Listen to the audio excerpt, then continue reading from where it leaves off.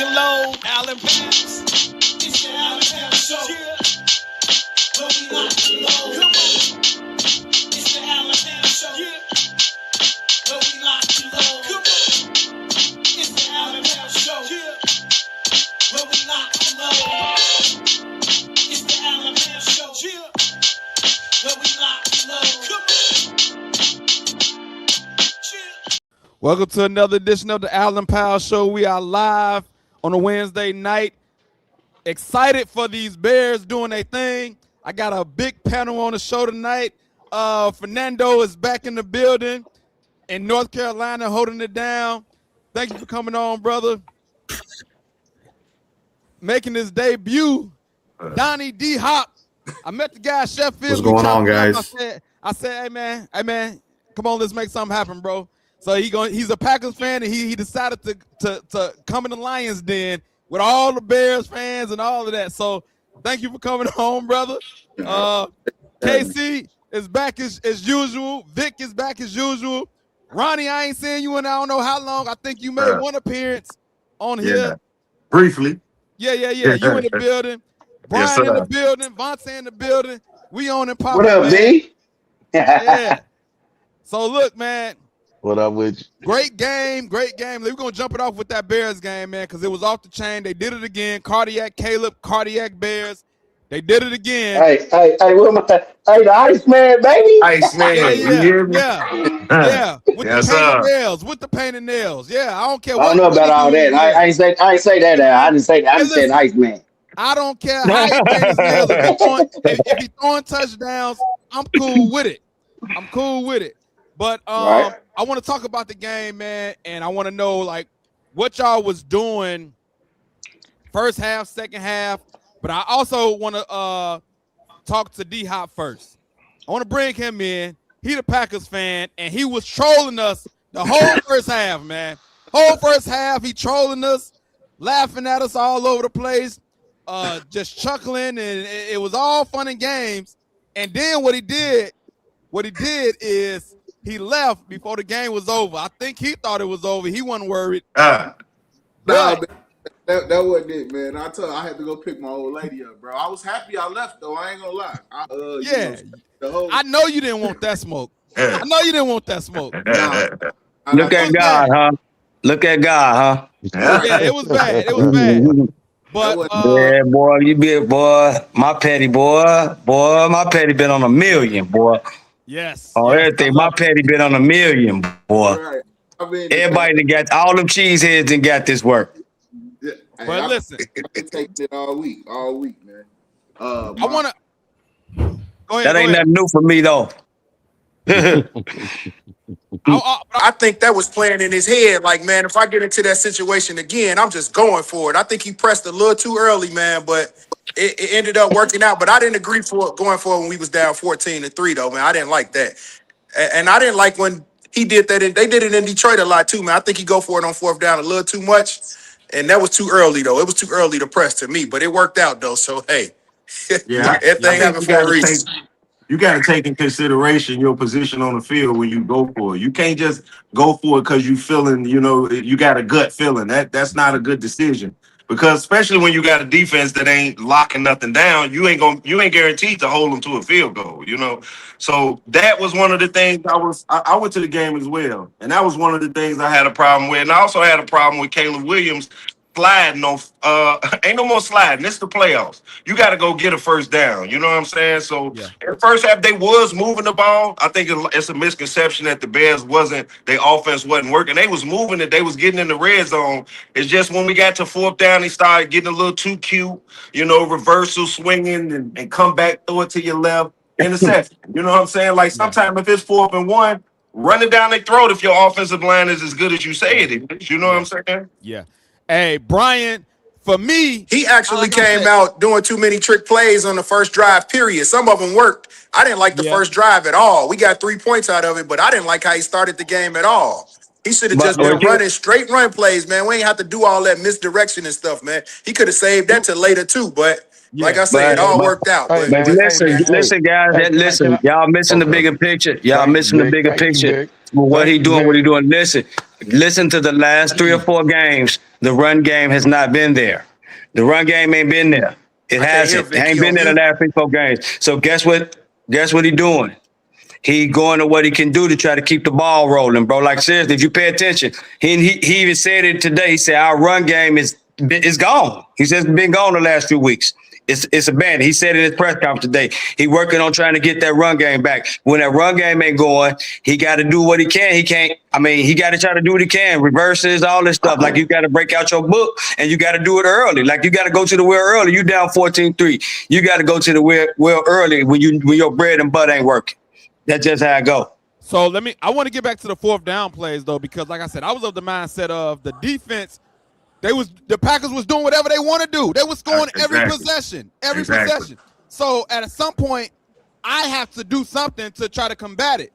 Then Fernando, what did you think about the early 4th down? I'm sorry, Brian. We'll go to you first, Brian. Brian, what did you think of him going for it on 4th down? I mean, the only problem I really had was the 4th and 1 where they chose to pass and not run. But ultimately, the interception turned out to be like a good punt. So I'm not even mad at that. And in terms of going for it on 4th down, this is what he do. You know what I'm saying? He's an aggressive coach. And let's not forget the conditions of the play. The wind was howling. It's cold outside. Why put the game in the hands of the kicker when I got a number 1 overall pick, Heisman Trophy winner right here, and let's live and die with this man's arm? And I think going for it on 4th down is, as much as people think it's a disservice to the defense, I think that's a dude saying, hey, if we don't get it, I'm going to put these dogs on the field, and I expect them to do their effing job. You know what I'm saying? So at the end of the day, I mean, y'all can say what y'all want, and I'm entitled to my opinion just like y'all are. It's not what we are used to when in terms of football, but this is a new age of offensive-minded coaches. They're running it on 3rd down. They're getting in the 4th and manageable, and they're going for it. So all my life as a Bears fan, I never had an offensive coordinator / head coach with the balls to even do this. So I'm not going to knock him for what got us here, and I don't think anybody else should. If we lose that game, I might be singing a different story. But the fact that those decisions resulted in a W, hey, let's go for it on 4th down every time if we got to, as long as we go in here and win that thing. Nah, you know what I'm saying? You took a little bit too far with going for it all the time. But I get what you're saying. Fernando, you always the voice of reason on this show, so give us a reason about Ben Johnson and his decisions. I'll say the gentleman who went before me had all the great reasons as well, right? Because where was all this talk week 2 when everybody was doom and gloom about these Bears? That was me. You know, they gave up 52 points to the Lions. We're talking about Ben Johnson and the balls he has, but let's remember something. 2nd-year QB, rookie running back, rookie tight end, rookie receiver, rookie left tackle, and a rookie head coach. That's a lot of rookies. For them to do what they're doing, and I said this to people before, that game you saw was the greatest comeback that I've ever witnessed in football. And people are gonna mention the Patriots against Atlanta and everything like that, but the Patriots was a ready defined champion doing what they did. This was a team that nobody counted on in the beginning of the year. This was a team that nobody counted on in the middle of the year. And they did this with rookies. You guys, hands up to Chicago, to the Bears. I applaud them. I like the guts they have, and they're playing with nothing to lose. They're the most dangerous team that's there. Vontae, what was your household like? What was you thinking when they was going for it early on 4th down? What was your mindset? I liked all of them except for, one. But like you said earlier, when you get in those situations, running the ball is the safest bet. I know he got a little inspired. He came from Detroit, so and they know Dan Campbell known for going for it on 4th down. So if he was, under that regime, he gonna have that same, mindset as well when you get in those predicaments. And so, it didn't hurt, in the long run because we end up winning the game. Yeah. But I believe that if in those positions, he gonna believe in his guys and pretty much, I think he gonna continue to go for it. Yeah. Mike, what did you think, man, watching that game? First I was downtown. I dropped my boys off at the game. You know what I'm saying? They was hyped up. I got them hyped up. You know what I'm saying? It's playoffs, baby. You know what I mean? Then it's against the Packers, man. You know what I mean? It was an exciting time. So I was at the bar checking it out, and I'm watching it. I'm just like, man, come on, man, not today, dog. You know what I'm Yeah. saying? Like Yeah. first half was atrocious, right? As Yeah. far as them not putting any points on the board. So I was like, okay, but after half, I said, okay. I mean, it's only 18 points. I mean, it's not a lot. It is a lot, but it's not a lot when you got a whole second half, right? Yeah. And I said, if they stop them coming out the third quarter and they put something on the board, I mean, they can make something happen. They did that. You know, those field goals was crucial. Like he couldn't keep going for it. You know what I'm saying? There, you got to take some points and put some points on the board. A couple of those fourth downs. I like the one that was. I want to say. I think they was on the opponent's 45. It was like maybe 4th and 2 or something, and the play was there. It was there. It was. I think I don't know if it got tipped or something, but I was Yeah, like, it got tipped at the line. It got tipped at the yeah, line. you know what I'm saying? I'm like, the play was there, but it didn't work. But you know, hey, the defense got to get out there. Like I said, they got to still earn their money because you don't want to just keep making excuses. I mean, you got there with them, you got to keep riding with them. They gonna make some plays. They might not make them consistently like you want, but Yeah. they'll make a few tiny plays, and they did that in that game. You know what I'm saying? Momentum was good for them, and they did pretty good, man. Yeah, they did pretty I good. wanna I wanna go to some of the highlights, man, and kind of like break this game down from It's crazy. Defense fell apart. Matt LeFleur's coaching fell apart. The kicks, all of that. You know, 3 and out. They ran the ball like 6 times. They got like negative yards on those plays. Negative yards on those plays. Yeah, I think that's why LaFleur he was being aggressive. He wanted to keep the foot to the pedal, you know what I'm saying, and try to put some points up, keep the offense methodically running down the field. But the Bears start getting more pressure in the second half. They start getting in there on love. Yeah. They start locking down the receivers a lot better. When they Yeah. did try to run, they were stopping the run. So I don't really blame LaFleur as much as some of those players just not having the will to go get it. You know what I'm saying? And I think in past, LaFleur has lost leads, and I think he had that in the back of his mind, like, man, I don't want to be, too soft and just keep running it. I want to keep putting points up, but the Bears shut that down. Yeah, for the stats, Yeah. they only had 6 rushing yards in the second half. Can I ask That's it. another question to the Packers fan That's as it. well? Do Yeah. y'all believe as a Packers fan that Jordan Love has a strong arm? Because it just looked at me like if he not lobbing the ball, throwing a lob, deep pass, it's like anything where he got to put some umph on it. It's just not. It's not a good throw. I don't know. You know what I mean? I don't know what you see as a. I only seen him 2-3 times, so I really That's don't true. know. I feel That's you. true. I feel like he has decent arm strength. I'm not gonna say he got elite arm strength. You know what I'm saying? Okay. His touch in his passes. You know what I'm saying? Is elite. Yeah, he got elite touch. I give him. Yeah, He'll drop it in a bucket from anywhere. But that's it's Right. like if he gotta just step into it and let it rip, it's like he even second guess it. Even like the last throw. The last throw just looked so unorthodox and weak. I all don't his know. unorthodox. Yeah, it wasn't nothing on that. Well, It nothing Yeah. wasn't on nothing that. on that. Yeah. Yeah. That's Yeah. what- I wanna Yeah. of this game, the Matt Lefleur or the defensive coordinator, because he got to take some blame too. Like the defensive coordinator, he ain't do his job either. So D Hop, you're a Packers fan. Who's the most to blame, Matt Lefleur or Hatley, the defense coordinator? I'm gonna say Matt LeFleur. I mean, you got to go to the head. I mean, Yeah. don't get me wrong.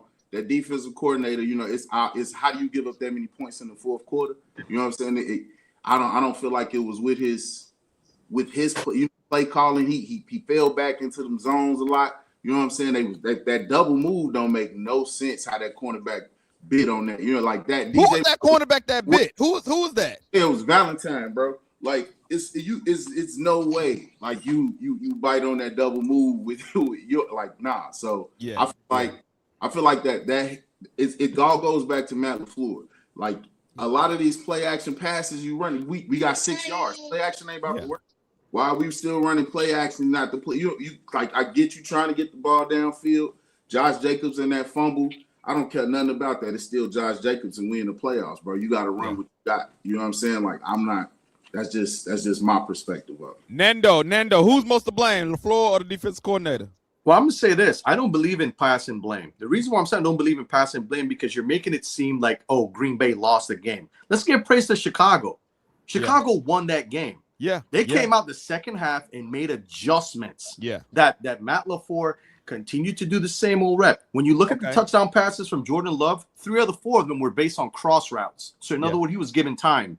Chicago increased their pressure rate, which gave him less time, which changed the whole game. I thought Chicago, even they were down 21-3, they kind of dominated the possession as far as how they were moving the ball through passes and through runs. They just kept shooting themselves in the foot. But let's give them praise. Let's not say it was this person's fault. Chicago gave you praise. All right, that's cool. That's cool. We can play that game, but I like to play this game. Say you're a Green Bay Packers fan.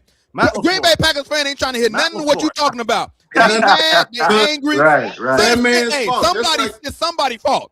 So Matt LeFleur didn't make adjustments. Yeah. That like in the second half, if they're stopping the run screens. They didn't run any screen routes. They targeted the tight end maybe like once or twice after that. Like change it up a little bit. Stop trying to run the same offensive scheme the whole time.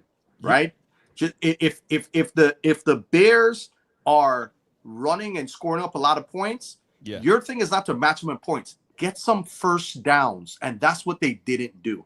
Just get some first downs. Yeah, because the clock is the enemy, and he never took advantage of that. We got YouTuber says Bears adjusted, Packers didn't. Brian, if you're a Green Bay Packers fan, who you putting this blame on? Yeah, I got to put it on Matt LeFleur because the game was out in hand. You make a few adjustments of your own, and you get 1 or 2 more first downs. It's a different game. You know what I mean? And hey, maybe they should have went for it on 4th down a couple times. Instead of trotting that kicker out there like that in his weather. So Oh man, that's another thing. Oh my goodness, the kicker. I know he gone. I ain't seen no news yet, but I bet he ain't coming back to Green Bay after that game. He messed it up so bad. Vic, who's the most to blame? You a Packers fan? If you a Packers fan, who you blaming the most on? Hey, bro, I'm only gonna play this game because you my boy. I couldn't even, you know what I'm saying? I couldn't even picture my life like that misery, bro. Fernando made me play this game because he ain't want to act right. But what it always comes down to the head coach, bro. We're gonna hold Matt Eberflus for killing the Bears the last few years. We're gonna hold Matt Lefleur responsible for the collapse of this team that hasn't really won in the playoffs. The Packers fans not even talking about collapsing in this game. They're even going back to this team has paid Jordan Love to be the highest paid quarterback in the NFL, and they ain't even made it nowhere. They haven't won anything. They haven't even won a division. Yeah. So this is why they blame Matt LeFleur. The Lions came up on them, and then we came up on them. Like during all this time, Matt LeFleur, this shiny coach, they going to the playoffs, but they not doing nothing when they got there, and they ain't winning no divisions. So that's why the Packers fan would be frustrated. Yes, it's all on him. He the head coach. Do better. Be better. Period. First round picks. Mike, Matt LeFleur, defensive coordinator. I blame Lil Wayne. Man, what's wrong with him, man? He's talking reason. He was definitely talking reason. He definitely talking reason. I got to give it to LaFleur, man. You know what I'm saying? Then they showed a clip.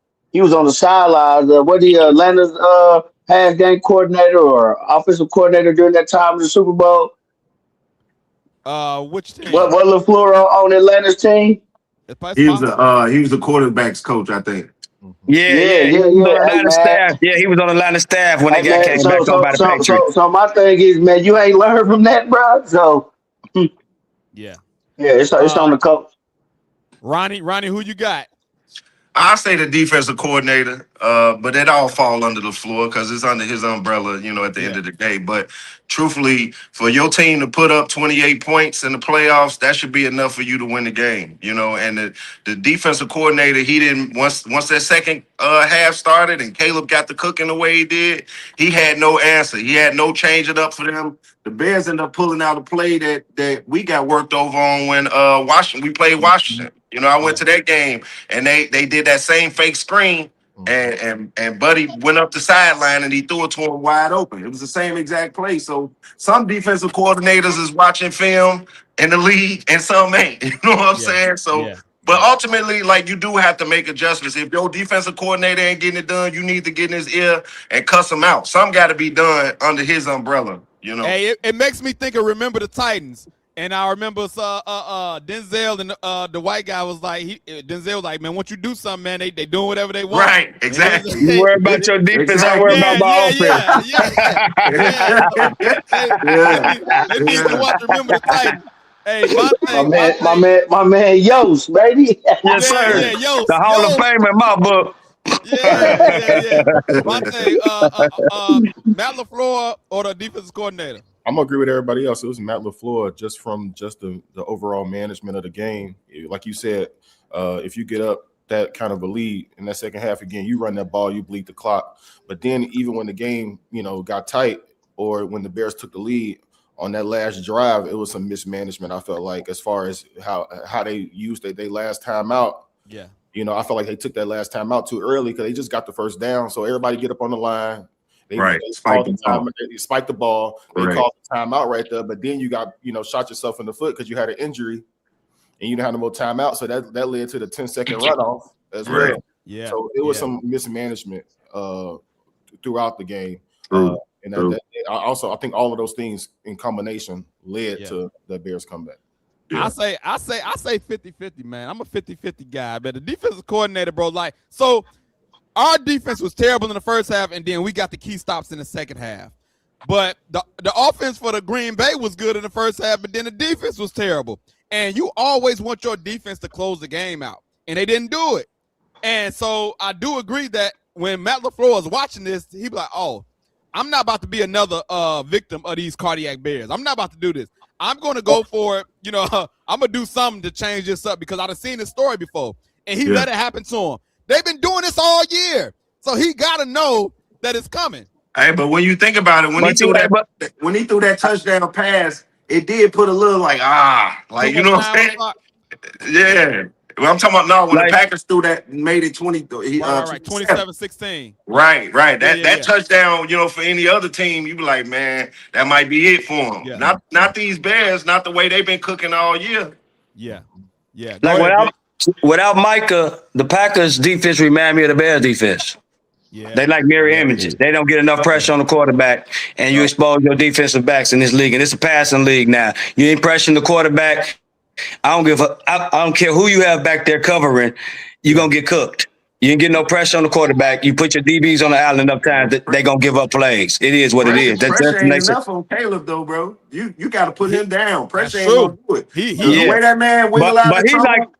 He's like an anomaly. I'm just speaking how the game plan's supposed to work. If you ain't pressuring, that's the Bears too. I'm speaking for both teams. You're not pressuring the quarterback. This is why these defenses give up points and they the way they are. They not the strongest on the defensive lines. Either team without Micah them and the Bears without having somebody on the other side to sweat consistently. Right. Yeah. And the crazy part is Montez Sweat got a game ball because he was getting pressure. That second half, he wasn't. It didn't show up in sacks, but he was there. Yeah. Oh, he was there a lot. Right. He was there a lot.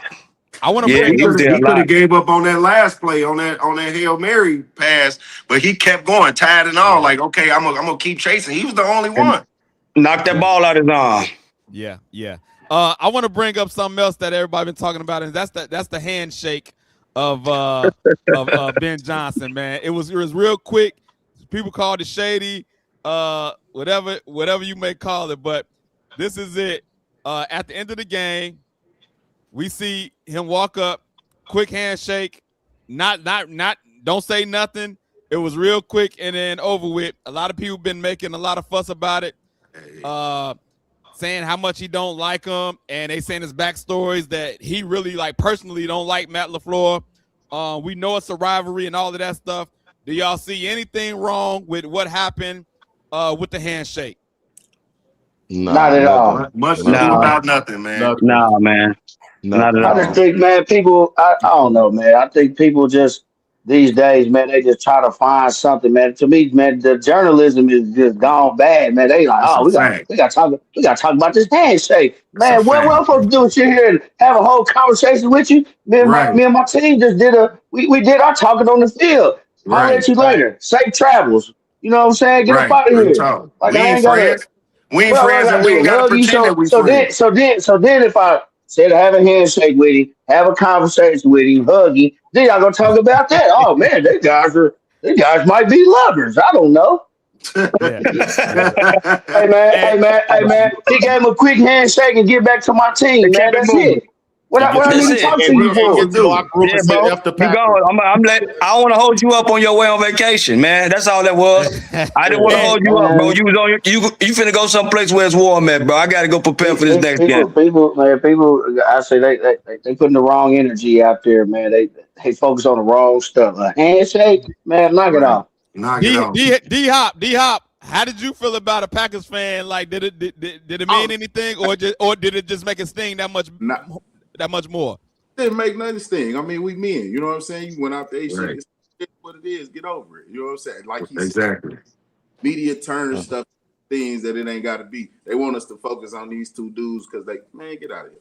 What Yeah. about If he didn't shake his hand, then okay, maybe we got a problem. But he Right. shook his hand like a man. And I do think though it might be something like maybe Ben Johnson wasn't invited to the Shanahan summits or something. You know what I'm saying? Because he did it do seem a little bit.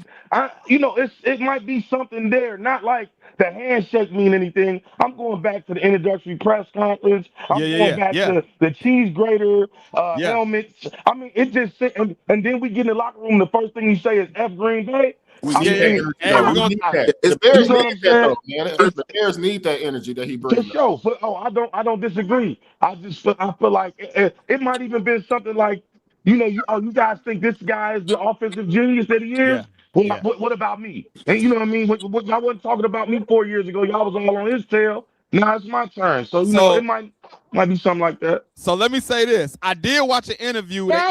They interviewed Matt Lefleur about the division, and this is Ben Johnson had just got hired, and he said, "Yeah, Chicago got them a good coach." Oh, that's what he says. It was kind of a little shade that he threw at Ben Johnson, Yeah. and Yeah, so I remember that. he probably seen all of that, man.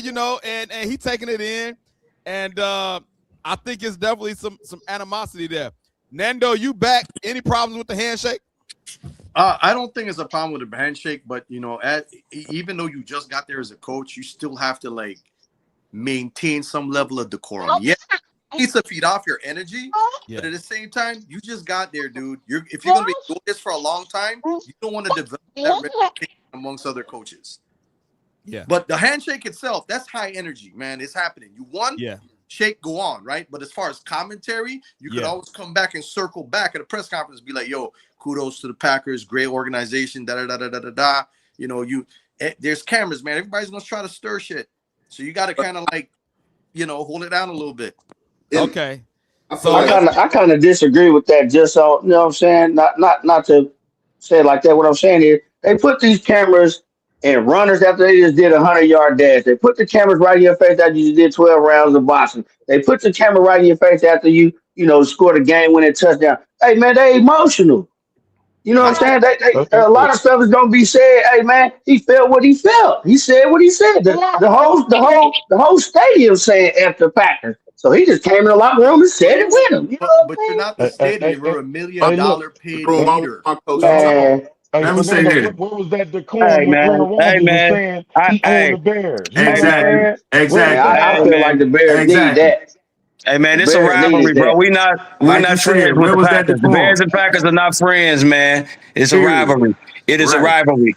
That's what a rivalry does. From the Hey, coaches, every from the front office on down to the players to the fans. This is a rivalry. It's back. This is what I'm used to. Come I'm on now. 51. I'm used to I saw the 85 Bears. I'm used to the rivalries, bro. hey, I every, love it. I love it. I have no problem with it. I love it. This the kind of coach we need. Not He some made coach for exactly. sitting, Chicago. not He some coach made for sitting Chicago. sideline drinking Long Island iced teas with Matt Lefleur. We don't Come need our coach sitting sideline at the basketball game sipping Long Island iced teas with Matt Lefleur. We need a coach that don't mess with him, trying to beat him, I'm saying, trying man, to kill him. you had enough of that soft stuff the last couple of years with Eberflus. That's what I'm I talking mean, about. so He's sitting you down on the had enough sideline of with that. Lefleur. Hey, We don't play that, man. Hey man, you hey, had the enough thing of of it that. is, This speech has been entrenched in every head coach that come in here. As soon as they get to that microphone, they talk about the Packers, bro. It's entrenched in a bit. We the two oldest teams in the league, bro. That's what it is. So it's good to have a coach that embraces that and can back it up. It'll be one thing if you came in here talking that trash and you like all the rest of them, just let the Packers whoop on us like some disobedient ass kid. No, we got the heat for you, and we letting you know what type of energy it is. I appreciate that. I'll say this. We ain't friends, man. We ain't friends. I'll say this. Lovey Smith did the same thing, but just in a more decorum way, as Nando would say. Lovey did the same thing as far as I'm coming here. I want to beat the Packers. If you remember his introductory press conference, he said the same thing. He just didn't use the colorful language that Ben Johnson used. That's his personality, though. That's his personality. Cole did the same thing. Hey, bro. Pose did it. Bro. Eberflus did it. All of them talk that stuff, but they got whooped on the field. Hey, man. Bro. Brian said Lovey went about 500, man. Don't do my Lovey like that. Nah, but Lovey did decent. Lovey did decent. Yeah, but back to what Brian said. Like he said, he name dropped dude. He didn't say, "Oh, I like beating the Packers twice when I was in Detroit." He name dropped dude. He let y'all know what time it is from the door. I don't mess with dude. I want to beat him. I don't. Come on, man. Like we grown men, bro. Like we not stupid. He let y'all know I'm not dude. He letting the fans know I'm not dude friend, man. I want to beat him. It ain't got nothing to do with the Packers. I want to beat him. It's personal with him. It's personal. I knew that from the first press conference. It's personal with him and LaFleur. It's personal. It was fun. It was funny was the little smirk he had while he was saying it though. That was freaky, bro. Then he kind of looked to the side, grinning like, "Yeah, I just like beating the floor twice a year." You know what I'm saying? He put a target on his back right then and there, and he beat him twice this year. So I'm with it. Hey man, you ain't said nothing wrong, bro. I just said like. I mean, everybody just being too soft these days, man. That's all I'm saying, man. It's football. That man, he shook his hand, he went on back and he talked his stuff in the locker room. You know what I'm saying? So, look, Ben Johnson been in the division. I'm sure they talk before the game. That's what we can be cordial and talk before the game. Hey, how you doing? How y'all feel? Y'all good? Okay, yeah. You know what I mean? I don't know if they meet. You know, a lot of coaches meet before the game. They kind of talk. I don't know if they did or not. If they didn't, then it's a real issue. I done seen, a lot of coaches talk before with this journalism nowadays, man. It's piss poor journalism. It's horrible. For sure. Big Twan Clayton checking in on YouTube said, "Bear down, the Packers had to pack it up." I think that's to you, Donnie. That's your guy. I think that's specifically for you. I am going to pull up the post game just in case people didn't see it. This is Ben Johnson at the end of the game. He used some colorful language, but this is Ben Johnson.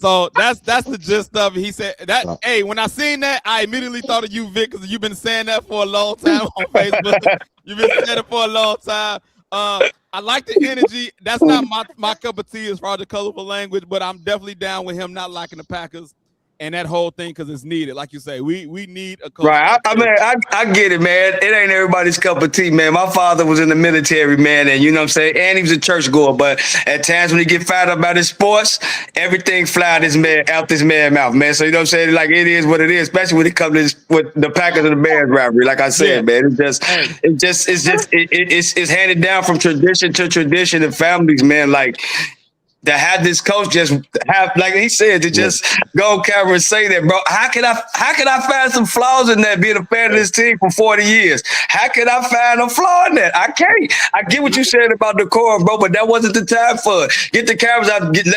Keep that part sacred. Keep that part sacred. If you don't want to hear the truth, keep that part sacred. Let them have that part to themselves. Don't have them cameras there where you can hear that then. If not, I don't want him dumbed down. I don't want him filtered. I want him who he is, uncut and raw, and that's who Ben is, and I love it. I think everybody for the Bears to post that. Like that's their clip, and they posted that on their own social media page. So they went through the hierarchy of approval to get that. McCaskey agreed to that. They agreed to it. Like, bro, Cindy. Sin. Let's go. Hey, Hey, bro, that's some like you said, that's some get back. Cause I mean, bro, that was really a kick in the teeth to Bears fans the way Rodgers did that, bro. It was like, man, I was like, that was like foul. Yeah, but he did. But that was kind of like foul. I'm like, we need some get back, and this how it is. That's how it go. Karma. That's how karma go. Hey, this Hey, is Rodgers somebody. don't have no quorum with that belt and talking about he on y'all. So what's up with that? How come he could be professional and just like, hey, I won the game and Why do on we to the have to next be season. especially when it comes to them? He probably wouldn't have said that about nobody else. We talking about the Packers. That's what they say about us. That's what we gonna say about them, including the coaches. Y'all don't like it, get over it. So look. Go ahead, Nando. Hey, Nando, I'm gonna give you the last word. Hold on, real quick. But this reminds me of a rap beef. I feel like it's real beef, real tension. Like I think it's rap beef going on. Hey, Nando, you got the last word, bro. Having real beef in sports is good. Having that type of energy for your team is great. Having that type of rivalry is great as well. And having that energy is good. It's good leadership. My concern, right, is this.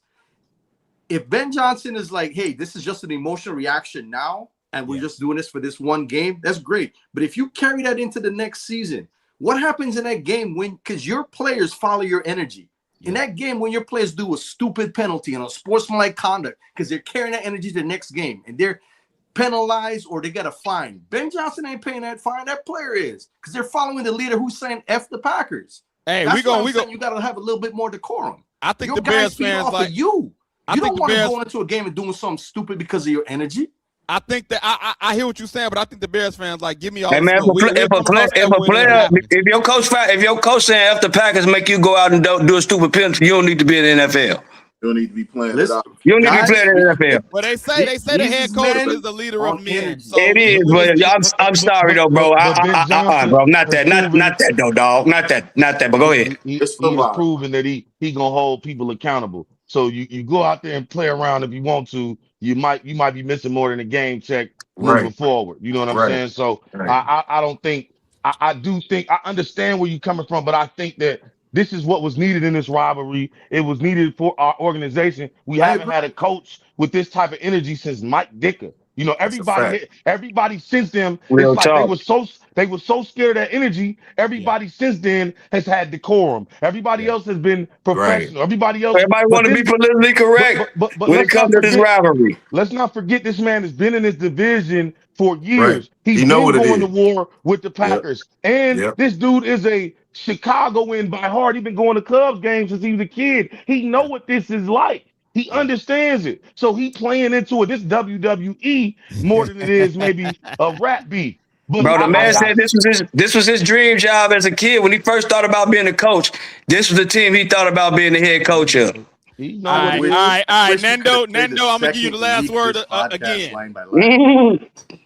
Nando, you got the last word again. No, I was just saying that I wish we could play like the week 2 of this podcast side by side because the energy is so different, is so high, and I love it because you guys didn't sound the same after week 2, man. But I love your energy this week. I don't think nobody would. No. Hey man, we had just gave up 52 points to the Lions. We was 0-2, and I definitely was looking forward to the draft. I remember.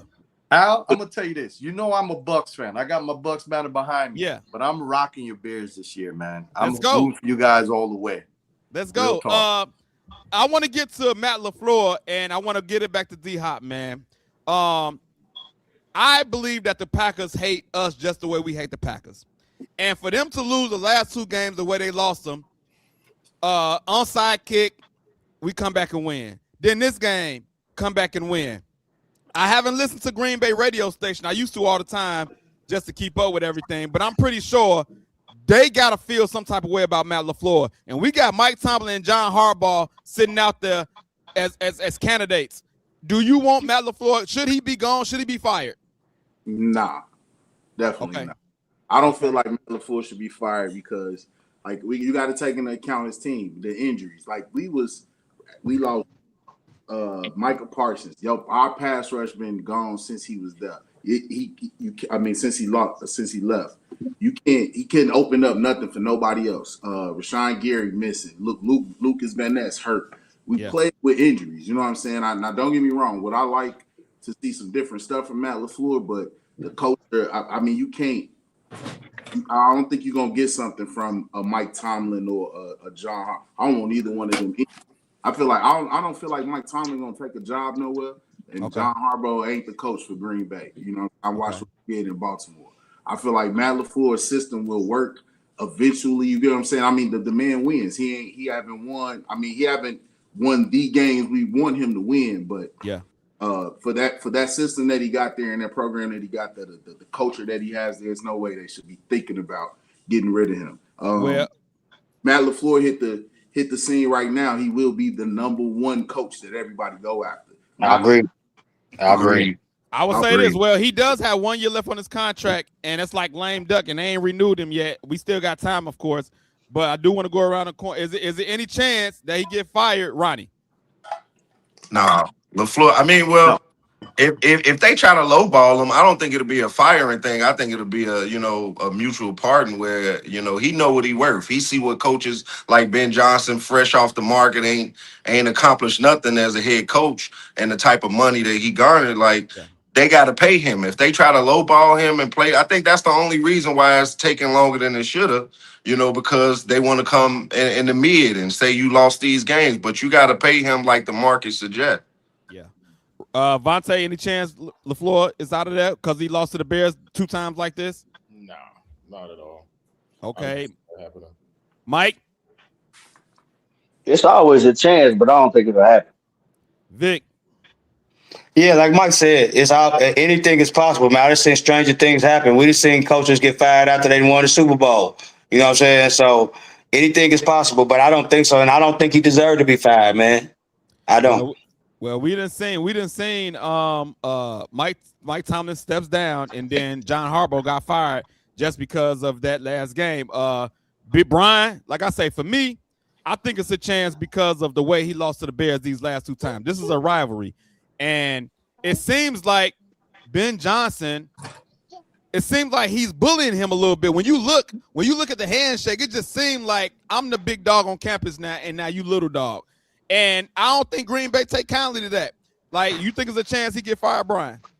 I think anything is possible. You know what I mean? Like you said, but I probably I see him finishing out his deal as well. Like, do you think? Go ahead, my bad. No. So you said finishing out his deal, like they not gonna renew him, they just gonna let him play his deal out? I think he might be in a lame duck situation. Is make or break this year. You lose to the Bears 2 times next year. You go over there to San Francisco, dude. Get out of here. Scram. I like that. You know what I'm saying? Nando. My bad. No, go ahead. You finish up. No, I was just thinking about just moving on to the next game as well. It's like, do you think that he will have? If I got a problem with the dude for the Packers, his name escapes me. Then McVay might not be too. He might not be that far on the list too. He might be on the hit list too. To knock McVay off, as to let everybody know I am the new offensive wizard on the map. You know what I mean? Ronnie, any chance? I mean, Fernando.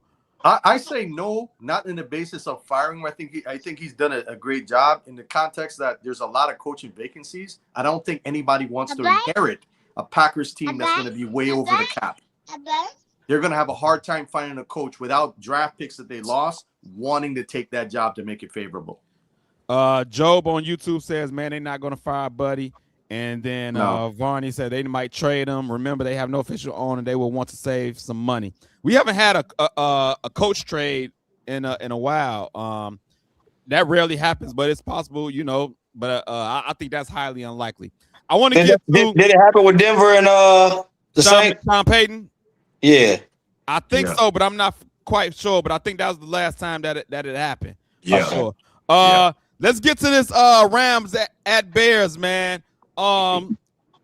It's reported out there. I haven't looked at the official numbers, but Matt Stafford 1-9, under 40 degrees. That sounds well. If you look at this team, the Packers team, we know Puka Nacua, Devontae Adams, those boys are a problem. I'm hoping our DBs can line up with them. Mike, I want to bring it to you first. Give me some predictions and what's the key to this game? Well, you already know what my prediction is, man. I'm riding with the Bears, man. I'm just riding with the hot hand right now. Yeah. Yeah, them coming in at 1-9. I mean, that's the real factor. You know what I'm saying? I mean, that's not a good record. And the Bears are pretty good against the Rams over the last few years. You know what I'm saying? Anyway, so Yeah. um, I honestly think that the cold weather and the energy that the Bears are going to have, I think that'll slow them down just enough for Caleb, for the Iceman to go to work, dog. Stafford, one thing Yeah. about it, Stafford is not mobile. He's Yeah. not going anywhere. That's fact. Yeah, what's his name? Jordan Love got out a little bit, you know what I'm Yeah. saying? Yeah, Stepped up a yeah. little bit. Hey man, Buddy not doing none of that. I watched him last week. He could have picked the first down up. My man just fell down. Yeah. I said, okay, so Stafford he's not gonna wow you with his legs. So if you can get enough pressure right there, now he's gonna get the ball out quick. He's got great receivers, Yeah. awesome receivers, and tight ends. They run more 3 tight end packages than anybody in the league. And them boys are mean. Them tight ends. So they're gonna have their work cut out. But I think the ball, you know what I'm saying, be a little hard. It's gonna be real nice and cold. It's gonna be colder than it was this past week. You know what I'm saying? And like you said, your boy Jordan Love ball looked a little funny out there. You Yeah. know what I'm saying? It wasn't as cold, but it's gonna be real cold. Stafford done played in a couple cold games, but like I said, the boy 1-9. So Yeah. and then I want to say one more thing though. And last week that was on the road to a Carolina team that I think that y'all, are way better than Carolina. I do too. Yeah. And they kind of struggle with Carolina on the road. So Yeah. I mean they going to another hostile West Yeah. Coast. Yeah. Hey man, I And kind of like the Bears in this matchup. Then if I was a bet man, I'm definitely taking the 3.5 at home. McVay is 2-3 overall against the Bears and 0-2 in Chicago for context. D-Hop, Hmm. what you thinking about this game, man? I know you ain't happy about your Packers losing, but I think you said you rolling with us if your team out. I want to. I'm from this area, so I want to see if Chicago do it. It's something I want to see.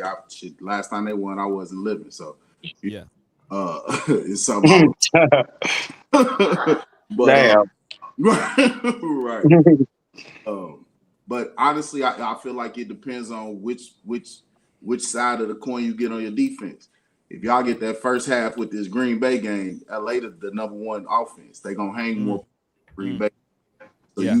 if Chicago depends on Caleb to do what he did in the fourth quarter, Yeah. to the Rams, Yeah. the Rams could be up 35 points at that point. You get them started. It's gonna be harder to chase them down if the defense got to play the whole game playing against them. You can't not play and expect this man to bail you out at the end. If they defense show up, I feel like the Rams played down to the Panthers last week. You know what I'm saying? I don't know why I feel like that. I feel like the Rams defense allowed them to, you know what I'm saying, to stay in that game. That's the one thing that Caleb might not have to be the Iceman because of the defense. You know what I'm saying? So look, Chicago's deep. I like what you did there. Last show we did a lot of PSAs to Bears players. Defensive coordinator Montez Sweat, Vic gave one to Ben Johnson. I gave one out to Dennis Allen. So I'm thinking either I can give him one or you can give him one. It's up to you if you want to give it. But I gave one a PSA to Dennis Allen last week. I think he came through in the second half. You making your debut. So if you want to give a PSA to Dennis Allen, I will give you some FaceTime and tell him what he needs to do against the LA Rams. No, you know what? I'm rolling with y'all, but I don't mess with y'all, bro. You do okay? I just checking. I was just checking. So don't worry about nothing. I take care of it. Don't worry about nothing. Don't worry about it. Yeah, I'm glad you didn't because I wanted to do this again anyway. Dennis Allen, Allen Powell's show. Do not let Puka Nacua, Devontae Adams, and that squad run up and down in the first half like you did with Green Bay. This ain't the time. Hey, you've been playing this game all season. Enough is enough. This is the second time I got to give a PSA out to you. I think you got it in the second half. You got it a little late, but I appreciate that you got it. But first half, get to it. BTA, get to it. Matt Stafford, get to it. All right. I would say, one thing that the Bears can do or the offense can do to help the defense is get off to a fast start. Yes. Run the ball, manage the clock, and keep old man Matt Stafford sitting on the sideline. Yeah. He a 37-year-old man. The weather already, like they're saying, is going to be, 14 degrees, gusty winds. Yeah. So force them to have to throw that ball in the air, and the defense is going to be opportunistic and, and be able to get some takeaways. Yeah. But I believe it's, the offense going to have to help them out in this game and control the clock. Got you. Ronnie, what you got? Predictions, key to the game. I think the key is the defense and cutting them slants off and cutting them tight ends when they go in that 13 package. I think it's all about slowing them down on defense and then us running the ball. We got to get that running game going again so we can milk the clock and put up points early. And once we force Stafford to throw like that, and the run is no longer an option, we can get at least 2 up out of him. I think he'd give us a couple interceptions because, like he said, he's not mobile. You know what I'm saying? So once you get a little flustered, he gonna throw it up, and we taking that. Brian, I'm worried about Kyler Gordon. He didn't look healthy. They was roasting him like they was roasting C.J. Gardner-Johnson. Hopefully he's a little bit better this week. What's your keys to the game and what's your prediction? Keys to the game is, the offense got to start hot. I think Caleb has to get comfortable taking the check down and keeping the drive sustained to keep Matthew Stafford off the field. I do think with the conditions and everything, the momentum, home field advantage, I think I'm riding with the Bears on this. I don't have a score. I hate giving scores. I'm always wrong with that. So I'm going to just say Bears win. It's going to be a close one. The defense has to be sound. I think both defenses have their weaknesses. Yeah. So I think that's like a catch game there. I think the offense, we gotta put up a fight like we did against San Francisco. Yeah. Come out shooting. None of that counter punching, waiting to the second half to make adjustments. Yeah. You got to come right out and start fast. And I am worried about Kyler Gordon. I'm worried about Jalen Johnson as well. These guys aren't healthy, but hopefully Dennis Allen heard you and he schemed something up. You know what I mean? Yeah, man. Yeah. Fernando, what's your keys to the game? Prediction. You wear out that Rams defense. You run that ball. You run it, but on the defensive side, you be aggressive, but you don't overcommit. What I mean by that is the Rams are tricky with that 13 package, as you mentioned. Yes. Halfback screens and even tight end screens. Yeah. So if you overcommit, you might lose opportunities to prevent that. So try to keep the guy in front of you. Like, be aggressive, but don't overcommit. So who you got winning the game? I like a close game here. Okay. Probably total under 48. Not going to be high scoring. So, I see like a 21-17 game. Okay. Weather conditions. I like that. Yeah. Vic, I gave my PSA to Dennis Allen. You gave one to Ben Johnson last week. Give me your keys if you want to give another one, because I feel like they got to it last week. The floor is yours, but give me your keys to the game.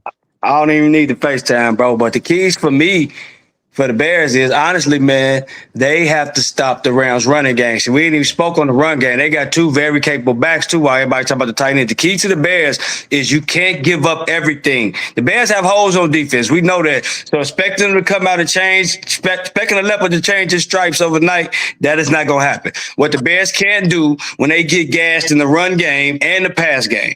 So the Bears have to stop the run game. And then on the other side, Ben have to reestablish our run game, like Rodney said. We got to establish that run game that was putting up 200 yards a game for like a 3, 4, 5, 6 yard stretch that carried us to the division crown. We got to find that run game. We haven't had it since the first Packers game. Yeah. Well, you got a score?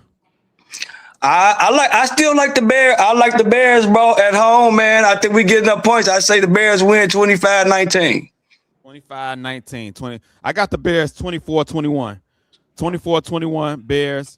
I like the stats of Matt Stafford, McVay, 0-2 in Chicago. I'm gonna roll with those stats and hopefully it pans out. I just don't see this being like an offensive juggernaut game for either team in this weather conditions, man. Like both coaches gonna be smart with the ball. So that passing game to Nakua and all that and that stuff and maybe our deep game and stuff is not gonna be there. So it's gonna be like who's smart with the ball, who can make the less amount of mistakes. And I think that's gonna be the Bears. All right. Well, there it is. This is going to be a longer show than usual because I got to get to some of these other topics, man. The divisional round playoffs. Mike, Josh Allen heard you. He won the first game. Now it's Bills and Broncos. Give me your predictions real quick. Bills, Broncos, 49ers, Seahawks, and Texans, Patriots. Man, I hope the Bills and the Broncos lose. You know what I'm saying? Real quick, I mean, it's hard for me to root for the Broncos, man. I can't just sit up here and be watching and be like, oh, yeah, you know, so I want you to beat Josh Allen. But I can't stand Josh Allen, but I respect him so much because he is a dog to where, you know what I'm saying? I'm going with Denver, though. I'm going with Denver. Okay. I think this might where the train stops with Josh. But if you hear me again, if he go out there and handle business, this what you got to do. You know what I'm saying? I like the Seahawks in that game. I like the Bears. And I'm riding with Houston. I'm riding with that defense to go up there and hand Drake May a home loss. Okay. D Hop, give me your divisional round predictions. Oh man, I think Broncos D get it done against Josh Allen. Seattle. I disagree with the Houston D. I mean, you know, they defense is like that, but I feel like the Patriots to get that one done. I don't trust CJ like that. Okay. You know, CJ Stroud, question mark for me right there. Gotcha. Yeah, that was it. Okay, Ronnie, what you got? I got the Broncos over the Bills. I got the 49ers over the Seahawks. I feel like Sam Darnold can't be trusted like that. And San Francisco, even though they hurt, they've been to the division round before. They used to success, man. I think Purdy is more apt to deal with that than Sam Darnold. I'm gonna go with the Patriots over the Texans because I think the Texans defense is gonna be something crazy, but I just don't trust Texans quarterback right now, man. He just looked lousy in that last game, and I don't think that's something you can just bounce back from against an elite defense like the Patriots. And I got the Bears, so okay. Vontae, what you got? I'm gonna roll with the Broncos. Josh Allen was kind of beat up this last week, so I don't know how he gonna come out looking. And I'm gonna roll with New England. I just trust Drake May over CJ Stroud more at this point in time. And then I'm gonna roll with the 49ers. I believe like if they win, and the Bears win, the Bears are having the home game, right? Yes. So that's what I'm gonna roll with. I believe that game could be a toss-up, but I'm gonna say the 49ers. Already.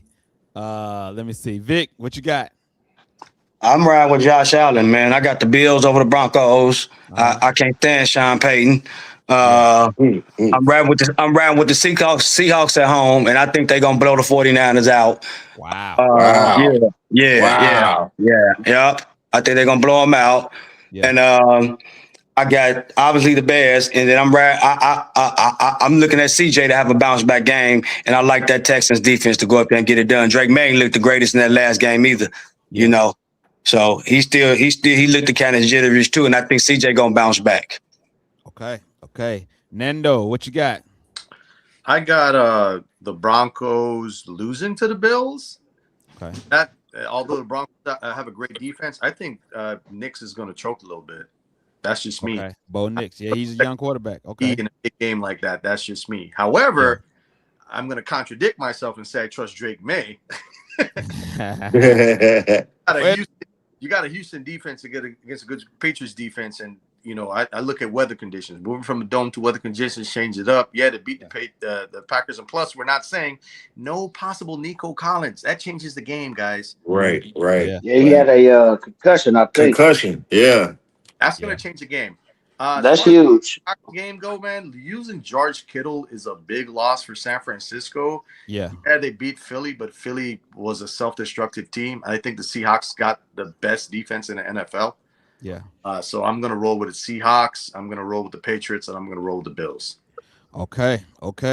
And then Brian, you last up, my guy. What's your predictions? Last up, I'm gonna go Broncos. I almost think it's gonna be a Bears Broncos Super Bowl. You heard it Okay. here first. Orange and blue. I like the Texans over the Patriots, and I would rather see Seattle over the 49ers. So I'm gonna go Seattle over the 49ers for that win, and the Bears can beat Seattle easier, I think, than having to get into a shootout with the 49ers. I don't want that. You don't want to shoot it out? Hey, look, At man. home? Hey, they're gonna be in Chicago. Ain't gonna be no shootout in Chicago. When you put the home field advantage in there, I think I'm leaning that way. Yeah. And what better story than to say I ran through LaFleur, McVay, and Shanahan on my way to a Super Bowl. That's crazy. Yeah. That You know would what be I'm great, saying? bro. But that 12 man up there in Seattle, bro, and that 49ers. That 49ers secondary can be exposed, bro. Yes. See, the Philadelphia Eagles don't have the passing game to do it. I'll be honest, they don't have the offensive system to do it. Seattle and Jackson Smith and Jake, say what you want to about Sam Donald. They finna put up some points on that defense, man. I'm sorry. They finna put some defense. They're not gonna be able to keep up. The 49ers not gonna be able to keep up. They're not putting up points on Seattle. They not. So look, these are my picks. I got the Bills. I think Josh Allen gonna put the cape on again. And like y'all say, I don't think Bo Nix is hit or miss. He can have a messed up game, and so Josh Allen put his cape on, gonna get it done. I'm rolling with the Texans. I think CJ can have a bounce back game as well, and I love their defense better than I like the Patriots defense. I'm rolling with San Fran solely because I want if the Bears win to get a home game at the crib, and I think we got some get back to get to them anyway. And of course, I'm going with the Bears. So. Those are the division round playoffs. I want to get to Mike Tomlin, man. He stepped down from the Steelers, and I'm curious why. It's been a lot of rumblings about him, being fired or parting ways, whatever the case may be. We all saw him go against John Harbaugh. It was like whoever loses that game gonna get fired, basically. John Harbaugh lost, he got fired. And then it's the first playoff game, Mike Tomlin loses, then he quote unquote steps down. Why do y'all think he stepped down? Was it too much noise, or was he just think it's time to go? Because he's been making lemonade out of lemons with that mediocre roster he's been having for a long time. And I think that's why you step down, because no matter what he does with these mediocre rosters they keep giving him, the narrative is going to be he didn't win it in the playoffs, and that just ain't fair. This whole offseason, they had opportunities to try to go and get a quarterback, and they sat and wait for Aaron Rodgers like he was the savior of the damn franchise, and that's putting him in a messed up situation. You know what I'm saying? Like, what is he really going to win with Aaron Rodgers as his quarterback? The man can't even move, and he's not going to run to scramble for a first down. So I think he got tired of having mediocre rosters that he overachieved with and then get strife about not winning nothing with them. Like, no, give me a competent football team and let me see what I can do with it. But they don't want to spend the money. They want to, pigeonhole him and then criticize the job that he does. I think he did a good job in saying, you know what, let me take my talents elsewhere. That's a great point. And I'm wondering, like, why the GM ain't stepping down or getting fired? He the one putting this trash team together. D-Hop, what you think about Mike Tomlin? Yeah, I think Mike Tomlin stepped down because of the chaos, though. You know what I'm saying? If you're not supporting me and bringing in the people to help me build this team and build a winning organization, and it's crazy because 19 seasons, never had a losing season. You get a coach like that step away, you got to say something about what's going on. It's something that changed. 19 years at this, and I can't get over the hump. So I don't feel like he's going to coach nowhere else. I don't think that. I think he's going to go to TV somewhere. I think he might just be tired of all the noise. You know what I'm saying? But he proved this self. 19, what other coach can say they did that? I mean, it's a few, but it's a select few. I think he like number 7 or something like that. So. Yeah. And then, I always hate it for the black man, too. I ain't going to lie, man. Like, the dude has been doing his thing, man, and it's already hard enough for the black coaches, man.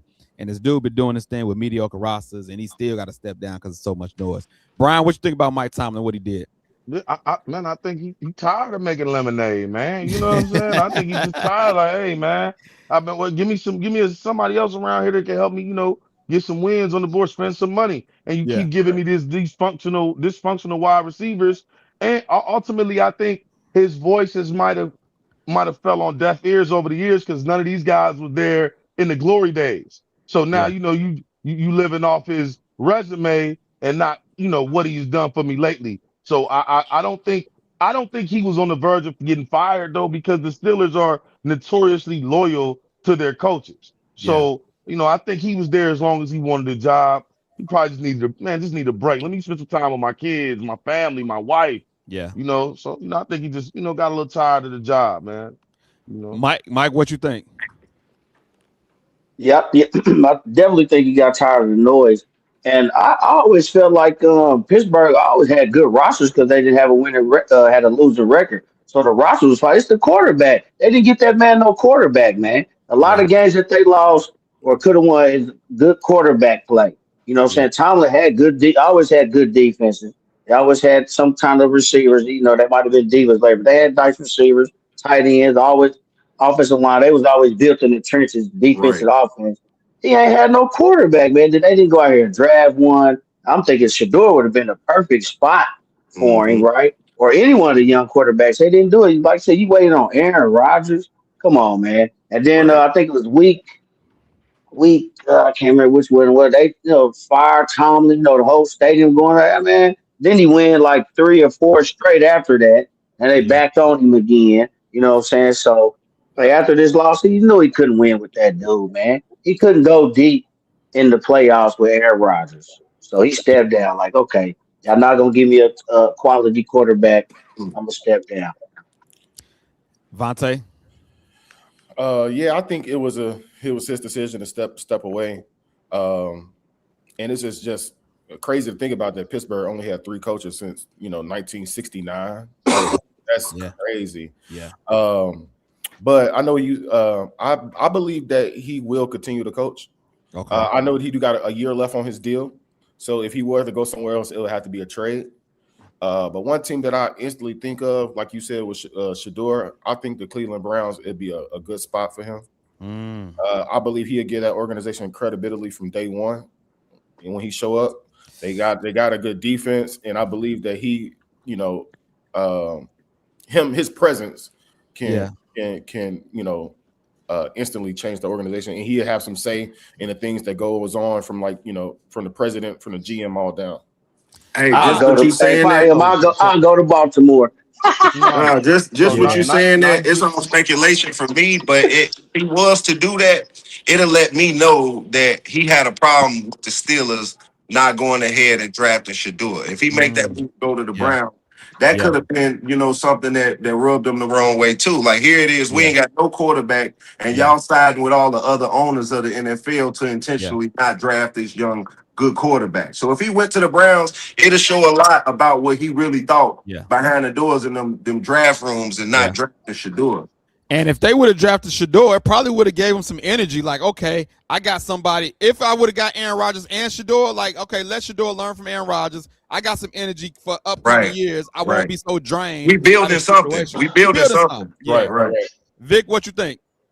Yeah, man. He y'all had already touched on it, so I don't want to beat a dead drum. But yeah, he got tired of it, bro. Like we said, he ain't had a good quarterback since Roethlisberger. Yeah. And he didn't even draft him. You know what I mean? Yeah, that was Bill Cowher's. That was one of Bill Cowher's last draft picks. Yeah. You know what I'm saying? Giants would be a good location. I don't think he coaches next year. I think he take a year wait and maybe like y'all said. I think he'll do TV or something like that. Because I don't think no team want to give up compensation when you can wait another season and get him for nothing. Right. Nando, what you think? I think he's just tired. You can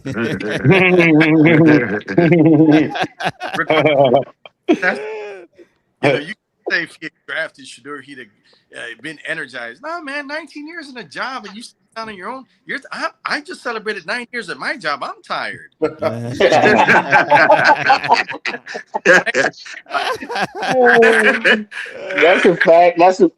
a fact. So you just said he tired. Yeah, he's going to take a year off, recalibrate, and really see if he, he'll make the make. Bill Belichick stepped down after 24 years, and he won 6 Super Bowls. They're tired. It's okay to do that. It's okay to get change, right? Yeah. So I think he sits back for a year, watches the game, sees his best situation, and comes back if he needs to. But I'm gonna say, man, hats off to Tomlin, dude. Hats off to Tomlin. He's not a great coach. He was a great example of a great leader. Yeah. Doned himself and conducted himself as a coach. He wasn't in locker room saying, F the Packers. Hey, man, he won. Well, he just didn't get caught on camera saying it.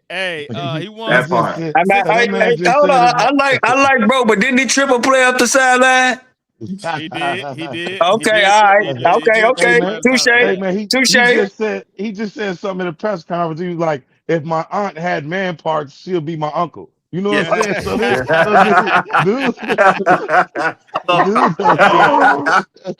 Hey, Mike Tomlin won 63% of his games, won the Super Bowl, made another 2 Super Hall of Bowls. Famer. Hall of Famer. Yeah, First man. 8-12 in the postseason, not the best record, but 19. Got a Super Bowl though. Got that Super Bowl. That make up for that already. Hey, I want to get to some basketball news, man, because some stuff came out, man, and I'm curious about, man. Austin Reaves, Rich Paul went on a podcast and said they should trade Austin Reaves for Jaren Jackson Jr. And I was like, back in the day, this would mean something because LeBron had all the power. I don't know if he got all the power now, but I don't know if I'm Austin Reaves, if I like it or not. You know what I'm saying? You got your agent, and then LeBron comes back and says, Rich Paul is his own man, this, that, and the other. They ain't got nothing to do with me. But if you're a basketball player on the court, Ronnie, and your teammate's agent talking about they should trade me, how you feeling about that? I'm gonna have a problem with it, man. Like this your agent. Control your agent, bro. Like, don't speak on me. You know what I'm saying? Only person you should be speaking about is LeBron. Now trade him over there because he don't want to stick no defense. And Jared will come over here and stick some defense, some much needed defense in LA. So, I feel a way about the Lakers having Doncic and LeBron both playing essentially the same position, regardless of what you call it. They both need to be ball dominant. So if Rich Paul want to talk and have that conversation, talk about LeBron going over there and getting out of there and stop holding the boys back. Yeah. And I think he's on his last leg, man. Go ahead. I mean, the writing's on the wall. You have to look at it, man. The Lakers, all they did was get LeBron a qualifying offer. They didn't try to sign him to no extension. They're done with you after this, buddy. They're done with you after this year. They going young. Austin Reaves ain't going nowhere, and I just feel like, knowing Rich Paul, you know what I'm saying, the kind of guy he is, LeBron probably didn't have anything to do with that. I'm not going to say that, but one thing I will say, though, bro, that's coming out of your house. So get your house in order. You know what I'm saying? 'Cause that's your man. That's your man. And I feel like that's coming out your crib. So get your crib in order. Yep. Yeah. D-Hop, if you on the court, if you Austin Reaves, how you feeling about this? I mean, I don't pay it that much attention. You know what I'm saying? I mean, that man entitled to his opinion like everybody else. You know what I'm saying? It wouldn't rub me the wrong way about somebody talking about me like, oh, well, his value is up there and all that. I mean, I feel like people try to make situations bigger than what they are. I mean, that's what I mean. Right now, we on here talking about it. That's what they do. They talk about it. Go in there and play ball. The only problem with that is LeBron has been known to get shit people out. You know what I'm saying? Thank you. So that's the context with that. Like, just like Victor just said, the Lakers done with LeBron after this year anyway. You ain't got the pull to push nobody up out of here. It's Luka team. This ain't your team no more. He trying to make one more shot before he leave. He trying to pull one more string before he leave. You know what I'm saying? Brian, how you feel about the comments, man? Man, where's the decorum when you need it? You know what I'm saying? Like There's no shots fired. No, I'm messing with Fernando. But I just think Rich Paul kind of overstepped his boundaries with that. You're an agent. Historically, agents play the background. Stop trying to. You was a role player for him in high school. You're a role player for him as his agent. Play your role and just be quiet. You trying to get into the spotlight too much for me, and you like Diddy all in the video. He's a celebrity agent right now. Say it again, B. Say it again, B. I mean, he all in the videos, man. Come Diddy, on, man. come on, man. Yeah, I don't like that. I remember not hearing agents. Maybe Drew Rosenhaus You know what I mean? Like, Yeah. I mean, what have you done outside of being LeBron's friend, right? Could you have done this without LeBron's name being attached to you? Would you Yeah. still be this Nope. guy? You know what I mean? So I think, maybe just be quiet a little bit, man. You Humble ruffling yourself. feathers. Humble Yeah, yourself. I don't like that. I That's don't it. like Hey, that. hey, Nat. That sound like collusion and all type tampering and all type of stuff, man. You doing That too much, do. It man. do. Right, It You do. know, right, right. you doing too Exactly. much. Fernando, he said, "Where's the decorum?" What you think about this? Well, listen. First of all, anybody has the right to say what they want to say if they have running a podcast. But when you're an actual agent, you're actually crossing a line. Mm-hmm. And if I was Austin Reaves, I won't worry about LeBron, but I'll be talking to my agent to basically draft up like a gag order against Rich Paul to be like, my client's name out your I'm about to get upset out your mouth. Right. Yeah. You're crossing some lines that you shouldn't be doing. So he needs to know his place. Either you're running a podcast or you're going to be an agent. Stop trying to dabble in both worlds. But that's what his player does. He doing a podcast and playing ball at the same time. Got JJ Redick hired, so that's what they do. LeBron been doing all this new stuff, and that's one of the critiques. I get that, and LeBron is going to continue to do what he does because the league allows it. That's what I'm saying. If I'm Austin Reaves, I'm not going to worry about LeBron because he's been doing what he's doing. I'm going to my agent to let my agent handle things from a matter of legality to put a gag on LeBron's agent. Yeah. Okay. There's ways to do it because if I sit down and worry about emotion, it affects my game time. No. I pay this agent to handle my stuff. Let him handle it. And next time he comes to the game, man, Reese is just Will Smith, Chris Rockham. Keep my name out your mouth. Yeah. I'm just talking, man. If he was Fernando wasn't like that. Fernando wasn't like that. That's just showing no decorum. Vontae, what you think? No, y'all all said it. I think he letting his status go to his head. He got podcasts and he do the shop sometimes, the little show they have or whatever. His wife a superstar too. Yeah, so they take away the microphones, man. As people get in front of the mic and just do too much. Anybody think that Austin Reaves will get traded? Any chance? No chance. No chance. They would have been traded him when his stock was even higher. You know what I'm saying? So y'all saying the LeBron running the show is over? That's what y'all saying. Austin Reaves putting up like what, 25 a night or something like that? He balling. No. He balling. Yeah. No. He was putting up them 40s. They should have traded him. And you know what? LeBron's show was coming to an end once AD got up. Once Luka came into town, yeah, you knew what time it was, man. The writing was on the wall. Right. You know what you about to say? I said I won't say no because the Lakers are technically low on first round picks, and if you could get a first for Austin Reaves, not necessarily for Triple J as Paul said, but maybe to another team where you could get back some first. If you're looking at LeBron walking away and trying to rebuild around Luka, that might be a move. I don't know. So I will never say no that nobody will never be traded. We never thought Luka would have been traded, right? Yeah. To the Lakers. So don't say no. No, we did not. Okay, I'll say this. So there's also a story that says Austin Reaves' agent confronted Rich Paul over the mock trades. Do y'all like this from Austin Reaves' agent? Yes. I do. That's what I pay you for. Yeah. All right. Well, it's going to be interesting to see because usually the Lakers try to make a move to try to make a playoff push. They in the middle of the pack right now. We'll see what happens. College football playoff championship is set. Miami, Indiana. Vontae,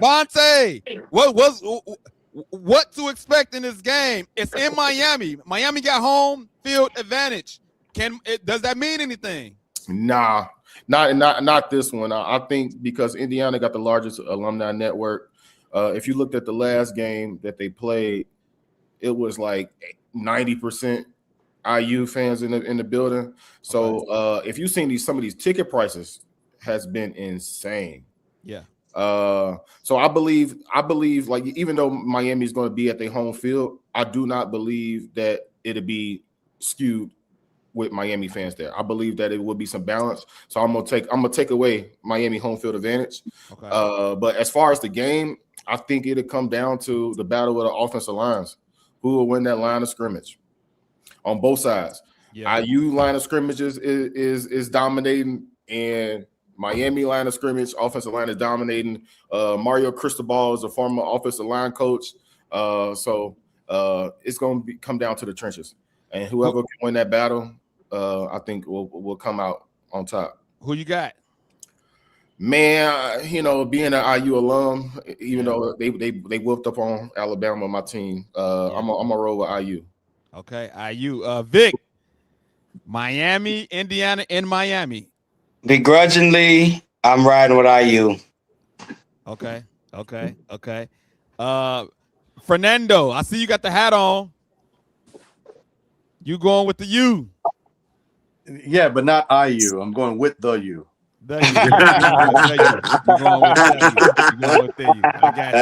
You're going with the U. I agree, though. It's going to be a battle of the trenches. It's going to be a nice offensive line game.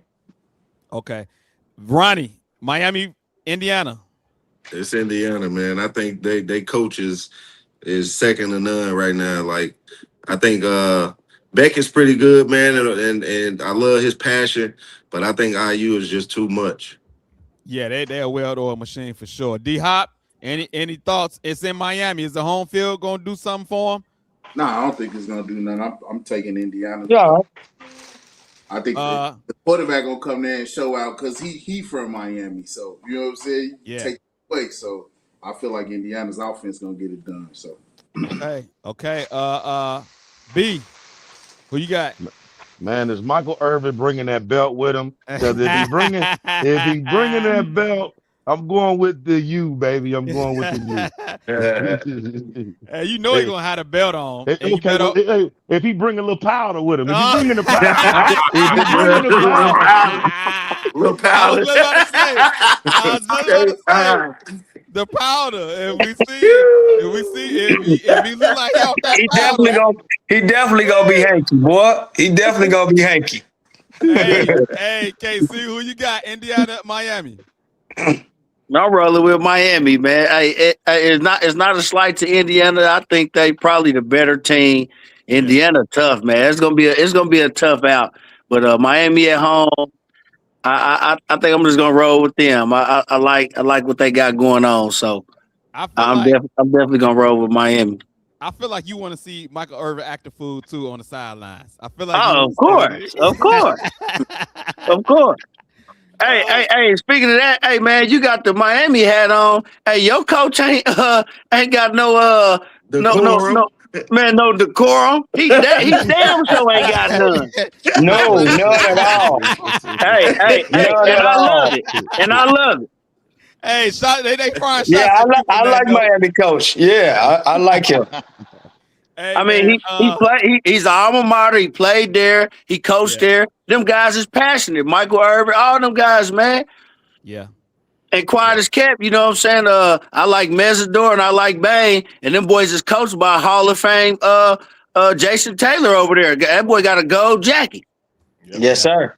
That D line, man, that Bain guy, bro. They got a D, but I like the IQ. I like the IQ of Mendoza to combat, that D line of Miami. You know what I'm saying? I like Mendoza's field presence. Man, great chess match. Like Fernando said, bro, that IU offensive line, bro, that's a brick wall, man. Yeah.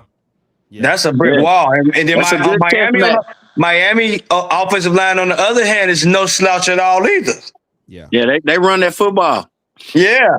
So you got two good offensive lines. I'm looking for us to be some run games going, and then I'm looking for Mendoza to make some plays in the passing game when it break down. I see a close game, but I see IU edging them out.